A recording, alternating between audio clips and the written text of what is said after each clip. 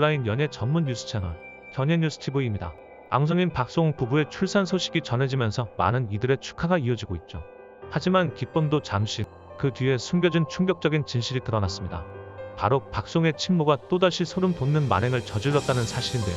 이 신하들의 재산을 둘러싼 법정 싸움 속에서 박소홍의 모친이 박소홍의 친형 편에 서서 내놓은 발언들이 큰 파장을 일으키고 있습니다. 과연 출산을 축하받아야 할 순간에 박소홍 부부는 왜 이런 배신감을 느끼게 된 걸까요? 그리고 박소홍 모친의 충격적인 행보는 어디까지 이어질지 여러분이 궁금해하실 텐데요.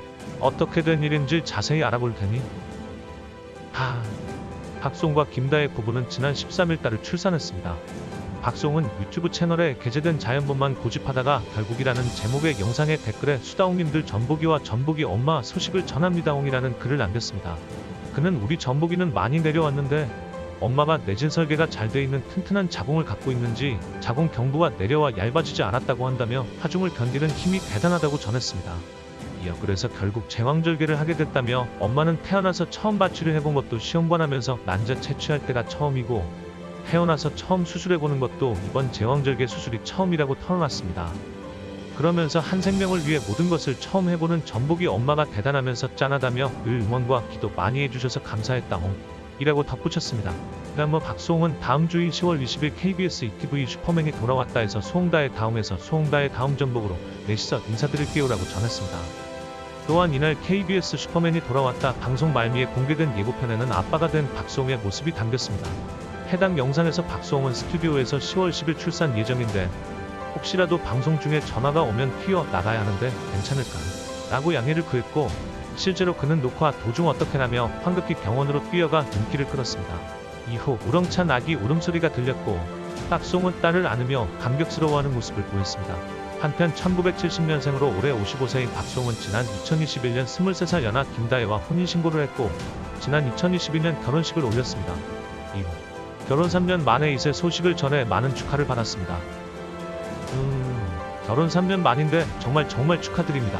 특히 이들 부부는 과거 시험관 시술 진행 과정을 공개하기도 했던 바 고통과 노력을 인내한 결실에 많은 이들의 축하와 응원이 쏟아지고 있는데요.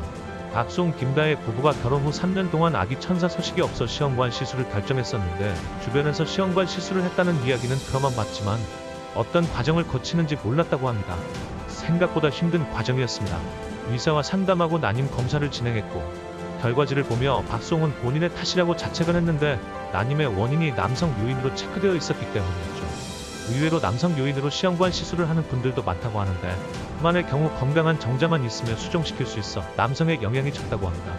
박소홍은 예전에 검사했을 때는 모두 정상이었는데 최근에 스트레스를 받는 상황이 많다 보니 몸이 안 좋아졌고 인공수정이 몸이 덜 힘들다고 해서 고민했지만 확률은 시험관이 더 좋다고 해서 시험관으로 결정했다고 하죠.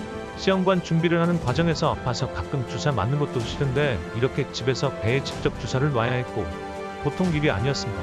이렇게 7일 동안 배란 주사를 맞고 난자가 잘 자랐는지 병원에 확인하러 갔습니다. 수면 마취를 하고 난자를 채취하는데 채취된 개수만큼 바늘을 찌르는 거라 많이 나올수록 통증도 심하다고 하는데 여러 덜 개가 나왔으니 정말 많은 바늘을 찔렀죠. 김다혜는 배가 임산부처럼 빵빵해지고 생전 처음 겪어보는 고통이라고 했는데 난자 채취하는 영상에서 아프다고 이야기하는데 생리통의 1형배 정도라고 하니 그걸 어떻게 버티나요? 진짜 이거 하시고 버티는 여성분들 대단하네요. 그렇게 채취하고 나서 이온 음료를 3리터 먹어야 한다고 해서 아프기도 하고 서러워서 울었다고 하는데 이 시험관 과정이 생각보다 정말 힘들었죠. 본인 때문이라는 박소홍은 옆에서 지켜보면서 너무 미안해했는데 여자가 힘들다는 이야기는 들었지만 생각보다 너무너무 힘든 시험관 과정이네요. 박소홍 씨가 가족 소송 사건 이후 방송 프로그램에서 하나 둘 하차하며 잘 안 보일 때마다 가슴이 아프고 안타까웠는데 김다혜와 결혼 후 함께 살며 임신이 안 돼 걱정하는 모습을 보며 또 가슴이 아프곤 했습니다. 얼마 전에는 박소홍 씨가 임신이 안 되는 이유가 자신에게 있더라며 부정자증 1%의 가능성에 희망을 바라보며 노력한다고 한 말에 안타까움이 컸는데 실검에 올라온 뉴스를 보며 1초도 망설이지 않고 클릭해서 열어보니 박소홍이 아빠가 됐다는 문구가 얼마나 반갑고 기뻤는지 모릅니다. 그 소식을 보며 가슴이 뭉클했습니다. 김다혜는 유튜브 채널을 통해 안녕하세요. 수홍님 배우자 다혜예요라고 인사말을 올리며 나정원 저희 부부의 시험관 과정을 보며 응원해주시고 기도해주신 것에 대해 진심으로 감사하다고 전했습니다. 또 다시는 구독자분들께 가장 먼저 기쁜 소식을 전하고 싶었어요. 저희 부부가 결혼 3년 만에 드디어 엄마 아빠가 되었어요라며 출산 소식을 전했고, 엄마 힘들지 않게 시험관 한 번에 찾아와준 고맙고 소중한 아기 천사예요. 이미 효도 다 했어요라고 적었습니다. 다혜 씨는 남편이 가정을 꾸리고 사랑하는 사람을 닮은 아기를 낳고 살아가는 평범한 꿈을 평생 포기하고 살았었다고 했습니다. 본인 인생에는 그런 행복은 없을 거라고 믿었다고 하며 박수홍의 심경을 밝혔는데요. 김다혜 씨는 이어서 그래서일까요? 이번 시험관을 준비하는 과정에서 저보다 더 간절한 모습이었고 매일매일 아기를 위해 기도하더라고요. 매주 병원 갈 때마다 남편이 더 조마조마 긴장하고, 그리고 아기가 잘 있는 걸 볼 때마다 감격에 눈물을 흘렸어요. 울보 아빠라며 남편의 애절한 마음을 전했죠. 끝으로 더 이상 아픈 과거로 하루하루 괴로움과 고통 속에 살지 말고, 이제는 아빠라는 존재만으로도 고마워할 아이가 있고, 그 어떤 어려움이 있어도 묵묵히 함께할 내가 있으며, 불행 속에도 옆을 지킨 지인들, 그리고 응원하는 수많은 수다운 분들이 계시고, 남은 인생을 행복하게 그려 나가길 바란다며 힘들었던 남편에게 힘과 용기를 주는 말로 글을 마무리했습니다. 박수홍과 김다혜 씨는 지난 2021년 7월 혼인신고를 먼저 하고 다음 해 12월에 결혼식을 올려 많은 사람들의 축하 속에 행복한 가정을 이루었습니다. 김다혜 씨와 박수홍 씨의 첫 만남은 김다혜가 27살, 박수홍이 50살일 때였는데, 그 나이 차이가 무려 23살이나 된다고 하니 정말 놀랍습니다. 박수홍은 후배 여자친구의 지인으로 참석한 김다혜를 만나 힘든 시기에 김다혜의 진심에 이끌려 프로포즈를 했다고 합니다. 김다혜는 당시 박수홍의 힘든 상황 속에서 그를 위로하며 곁에서 함께했고, 박수홍은 그런 김다혜에게 이기적인 마음으로 청혼을 했다고 합니다. 현재 박수홍의 아내 김다혜는 평강공주라는 별명으로 불리고 있는데, 이는 그녀의 순딩이 같은 성격과 함께 박수홍이 가족에게 이용만 당하던 바보 온달 같은 모습을 보여줬던 것에 비유된 것입니다. 어느 날 갑자기 등장한 박수홍의 아내는 박수홍과 나이 차이가 23살이나 되는 젊은 분녀로 미모와 지성을 겸비한 숭실대 출신의 아나운서 준비생이었다고 합니다. 박수홍은 데뷔 후 30년 넘게 성실하고 순진한 이미지로 대중에게 사랑받아왔고, 가족과의 소송 과정에서 그가 얼마나 억울한 상황에 놓여 있었는지 알려지면서 많은 이들이 그의 편에 서서 응원을 보내게 되었습니다. 어린 시절부터 계속해서 차별을 받아왔다는 소문도 있었고, 부모님이 그를 마치 입양된 자식처럼 대했다는 이야기도 있었습니다. 특히 박수홍의 어머니가 방송에서 아들이 술을 마시고 담배를 피우는 것이 부끄럽다고 말했는데, 이와 동시에 박수홍의 이모들과의 친밀한 관계가 드러나며 그가 부모보다는 이모에게 더 많은 정을 느꼈다는 것이 밝혀졌습니다.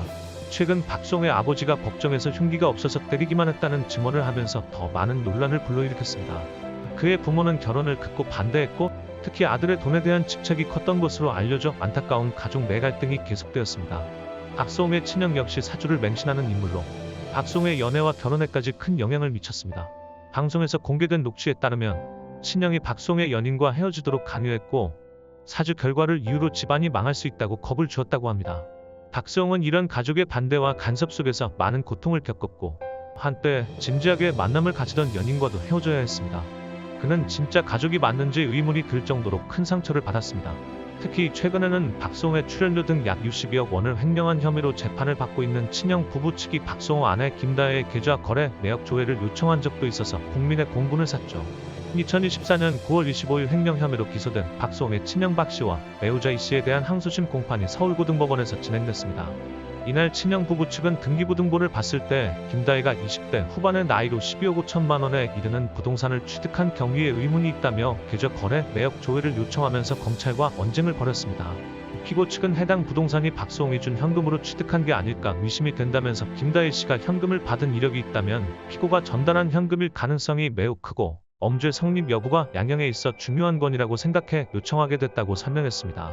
하지만 검찰 측은 내용을 보면 3천만 원 상당이라 취득한 금액이 이례적인 정도까지는 아니다.